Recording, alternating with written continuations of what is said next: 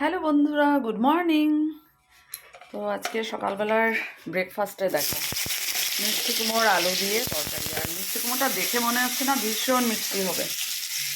আমার তো ভীষণ ভালো লাগে, আমার ছেলেরও খুব পছন্দ। মিষ্টি কুমড়োর আলু দিয়ে ধনেপাতা দিয়ে মাখা মাখা, ও কি দারুণ!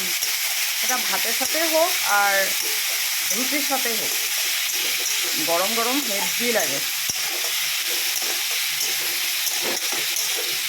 আর এখনের এই সিজনে মিষ্টি কুমড়োটা সত্যি খুব ভালো হয়, অনেকগুলো আছে আঠা আঠা। আমার তো ভীষণ ভালো লাগে। তোমরা অবশ্যই জানিও তোমরা কারা কারা পছন্দ করো মিষ্টি কুমড়োর আলু দিয়ে বটি। আমি আজকে একটু বড় বড় করে কাটলাম, অনেক সময় আর একটু ছোটো ছোটো করে কেটে সেটাও আবার করা যায় লম্বা লম্বা করে। এক এক দিন এক একভাবে কাটি আমি।